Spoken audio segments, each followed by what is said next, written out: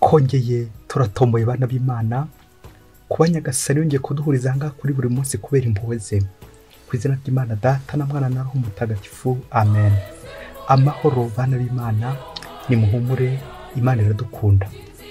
Ije kutugira neza kuri uyu wa gatatu w'icyumweru cya karindwi cya Pasika, tariki 15 Gicurasi 2024. Ngaho amasomo agiye kuduhuza n'Imana. Isomo rya mu gitabo cy'ibyakozwe n'intumwa, umutwe wa 20, umurongo 28 kugeza ku 38. Pawulo asezera ku bakuru ba Kiliziya ya Efezi, arababwira ati: murimenye rero ubwanyu, mumenye n'ubushyo mwaragijwe na Roho Mutagatifu, mube abashumba ba Kiliziya y'Imana Yezu yacunguje amaraso ye bwite. Nzi neza ko nimara kugenda muzinjirwamo n'ibirura by'ibihubuzi bitazababarira n'ubushyo, ndetse no muri mwe hazaduka abantu bavuga amagambo y'ibinyoma azatuma bigarurira abigishwa. Murabe maso rero, mwibuka ko mu myaka 3 yose, ijoro n'amanywa ndetse no mu marira, ndatuje kuburira buri muntu muri mwe. Ubu rero mbaragije Nyagasani kugira ngo ababarire, maze abakomereshe ijambo rye, kandi ku bwaryo abahe umurage hamwe n'abatagatifujwe bose. Nta kintu cy'umuntu ari we wese nararikiye, cyaba feza, cyaba zahabu, cyangwa umwambaro. Namwe ubwanyu murabizi, ibiganza byanjye mureba nibyo nkesha ibyo nabaga nkeneye byose, kimwe na bagenzi banjye. Naberetse buri munsi ko ari ngombwa kuvunika dutyo kugira ngo tugoboke abatishoboye, twibuka n'amagambo ya Nyagasani Yezu yivugiye ubwe ati: utanga arahirwa kuruta uhabwa. Pawulo amaze kuvuga ibyo, arapfukama hamwe n'abo baba bari kumwe bose, maze arasenga. Nuko bose baraturika bararira, bamugwa mu ijosi baramuhobera. Bari babajwe cyane nuko yari amaze kuvuga ko batazongera kumubona ukundi. Nuko baramuherekeza bamugeza ku bwato. Iryo ni ijambo ry'Imana. Zaburi 68, ngoma zose z'isi nimuririmbire Imana yanyu. Imana yawe yakugeneye gukomera. Mana, erekana rero imbaraga zawe, wagaragaje ibigwi ari twe urwanaho. Abami nibabona ingoro yawe iri ahirengere muri Yerusalemu, bazatanguranwa kukuzanira amaturo. Ngoma z'isi nimuririmbire Imana, mucurangire Nyagasani. Ngo waranguruye ijwi rikomeye cyane, ubashe nimuharira Imana. Mana, aho uri mu ngoro yawe uhorana icyusa. Imana y'Isiraheli niha abantu bayo imbaraga n'ubushobozi. Imana nisingizwe. Ngoma zose z'isi nimuririmbire Imana yanyu. Nyagasani Yezu nabane namwe. Amagambo mu Ivanjili ntagatifu ukanditswe na Yohani, umutwe wa 17, umurongo wa 11 kugeza ku 19. Muri icyo gihe Yezu agiye kuva kuri isi ngo asange se, yubura amaso yerekeza ku ijuru, maze asenga agira ati: dawe nyir'ubutagatifu, abo wampaye bakomeresha izina ryawe, kugira ngo bumwe nkatwe. Igihe nari kumwe nabo, abo wampaye nabaragiye mu izina ryawe. Narabakomeje, sinagira n'umwe muri bo nzimiza, kereka umwana nyagucibwa, kugira ngo byanditswe byuzuzwe. Ubu rero nje ngusanga, kandi ibi mbivuze nkiri munsi, kugira ngo mbakeshe kwigira mu byishimo bisendereye. Nabagejejeho ijambo ryawe, maze isi irabanga, kuko atari ab'isi, nk'uko nanjye ntari uw'isi. Singusabye kubakura ku isi, ahubwo ndagira ngo ubarinde ikibi. Si ab'isi, kuko nanjye ntari uw'isi. Batagatifurize mu kuri, ijambo ryawe ni ukuri.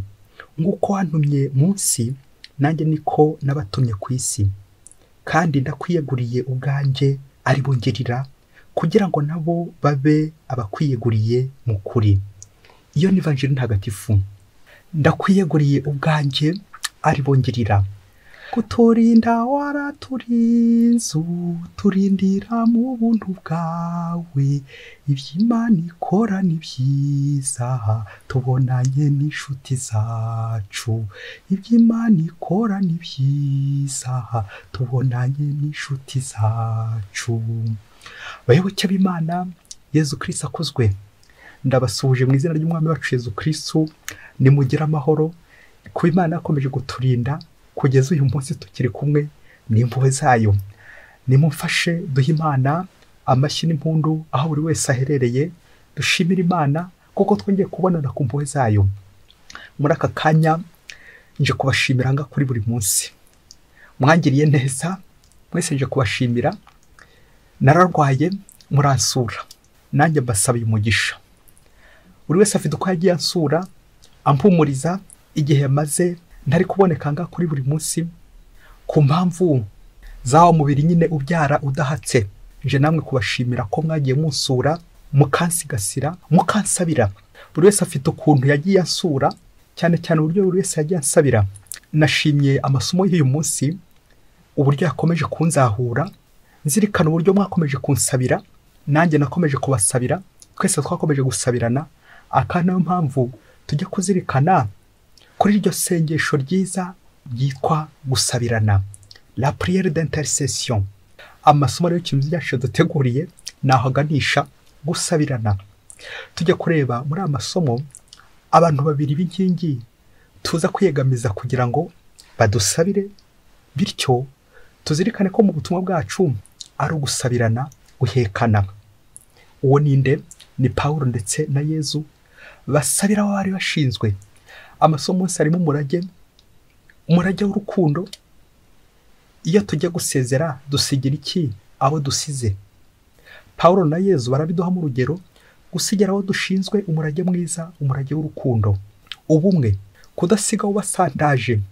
Twadusezero tubemwe bakunze gutanga, ahubwo ukabasiga ubasigasiye, ukabasigira cya kivomesho bazavomesha ku isoko y'ubumwe n'ubusabane muri Yezu Kristo. Nguko gusigira abandi Yezu. Iryo jambo ryo gusezera rikomeje ku mpande zombi nk'uko tumaze kubyumva muri aya masomo, ariko abo ngabo by'umwihariko basabira abo bari bashinzwe ngo bakomere. Mu isomo rya mbere twumvise Pawulo mutagatifu atangariza abanyefezi ko arangije intera yagombaga kwiruka n'ubutumwa nyagasani yamushinze. Na Yezu nawe mu ivanjiri turamwumva abwira se ko icyo yagombaga gukora yagisoje, icyo yari yatumwe yagisoje neza, gukiza abantu. Ubwo yagize ati, abo wampaye nabaragiye mu izina ryawe narabakomeje, ntihajya n'umwe nzimiza. Amen. Nguko kurangiza uri hero aho kurangiza uri zero, bityo ukarangiza uri intwari, nta kurangiza uri kigwari, ukarangiza utarapfunyikiye nanjye kuvuga abandi amazi, ukarangiza ufite ikintu wasigiye abandi kandi gifatika, warabasigiye umurage w'urukundo, bityo ukarangiza ufite aho usize abo usize, ukabasiga ku Mana. Ntukabasige kwa sekibi, ntukabasige mu gihuru, uzabasige mu nzu. Twumvise Pawulo mu isomo rya mbere mu kurangiza ijambo rye aragiza abanyefezi Imana akabasabira ngo nuko Pawulo arapfukama hamwe n'abo bari kumwe bose maze arasenga. Twumvise na Yezu nawe mu ivanjiri nawe n'isengesho bita isengesho ry'umusaserdoti usabira imbaga. Yezu narasabira intumwa ze ngo Imana ibarinde ikibi. Yezu ati, batagatifuze mu kuri. Amen. Ngo ubutumwa bw'umukristo ni ugusabira abandi umukiro, batagatifuzwe, dore ko twese umuhamagaro ari ubutungane ubutagatifu. Nta nicyo wagombye gusabira mu bana, umugabo akagisabira umugore we, umugore akagisabira umugabo we, abana ku babyeyi, bityo ukabasabira ubutungane. Nibyo koko ko umwana uzi ubwenge atakagombye kuryama atarasabira ababyeyi be. Ni nako n'umubyeyi wiyubashye burya atakagombye kuryama atarasabira abana be, atarasabira abashinzwe. Ukabasabira iki? Umugisha. Nguko abashakanye basabirana umwe ku wundi.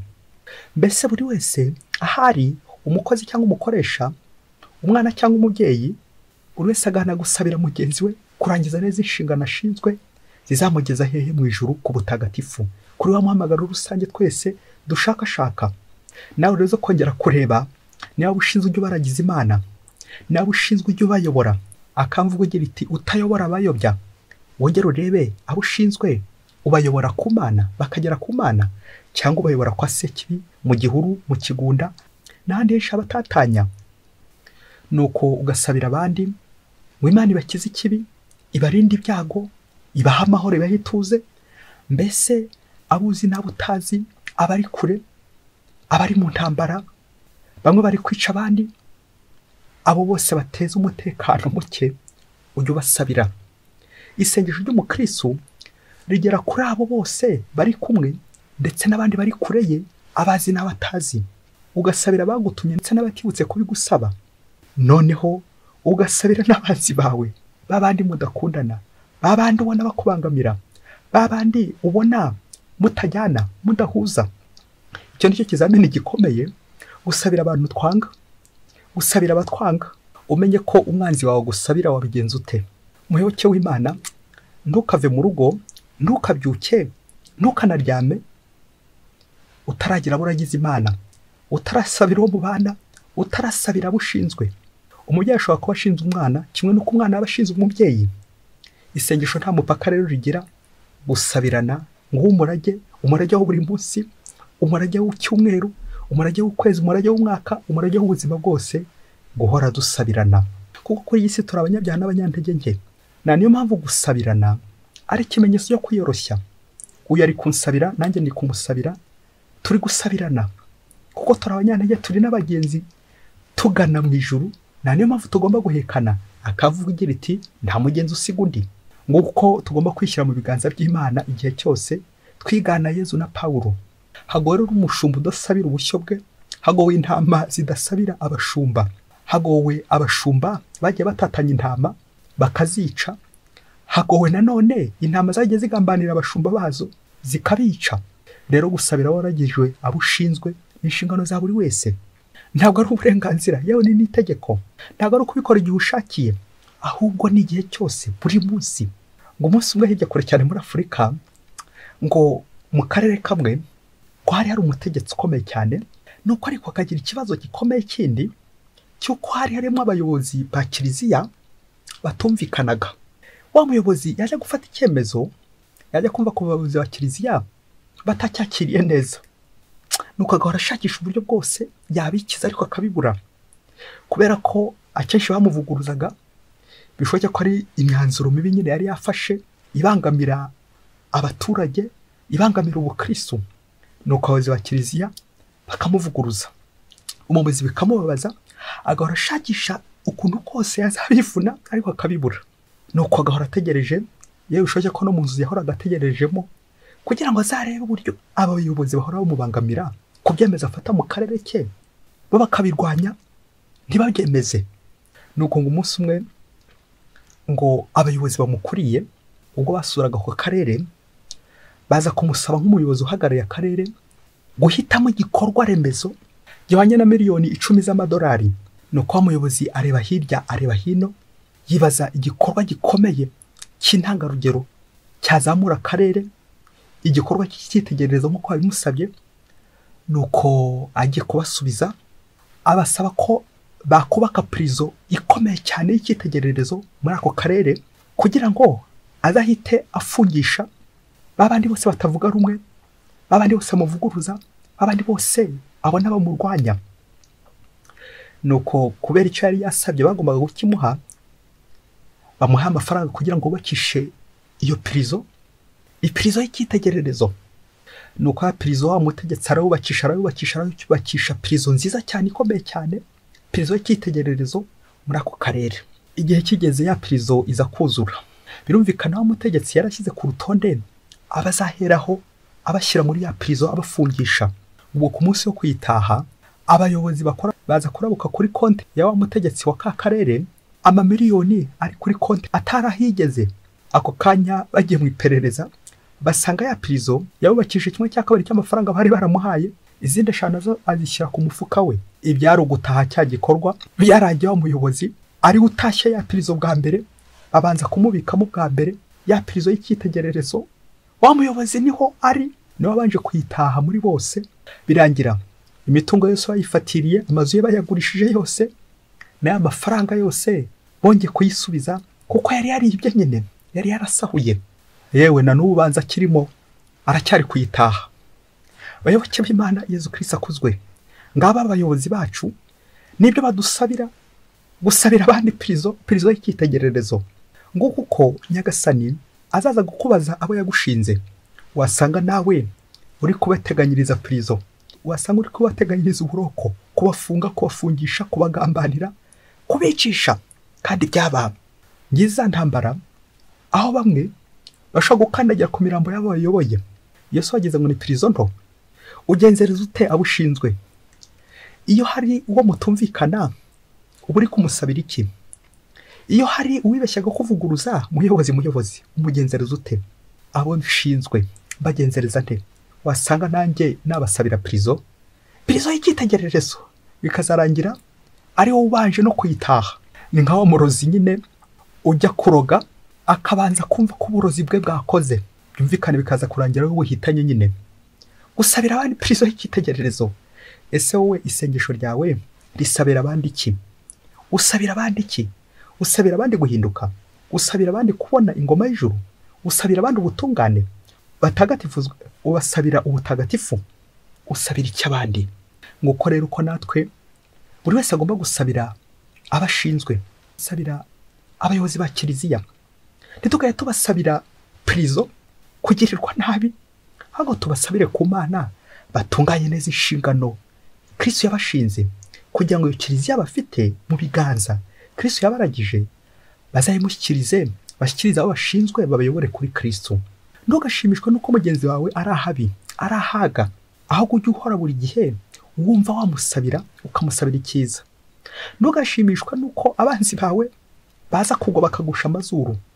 Ntugashimishwe nuko abanzi bahura n'ibyago, ahubwo igihe cy'akababaro, igihe cy'amakuba wifatikanye n'abandi na compassion, kubabara n'ababara, ukarira n'abarira, ukishimana n'abishimye, kugira ngo kwese twunge ubumwe nk'abana b'Imana.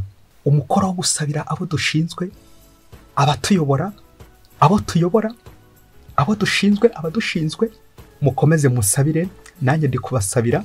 Twese dusabirane ku Mana, dusabirane ubutungane, dusabirane ingoma y'ijuru. Mwese Imana ibahe umugisha. Imana Data na Mwana na Roho Mutagatifu. Amen. Padiri Masumbuko Ladislas wa Diyosezi ya Cyangugu.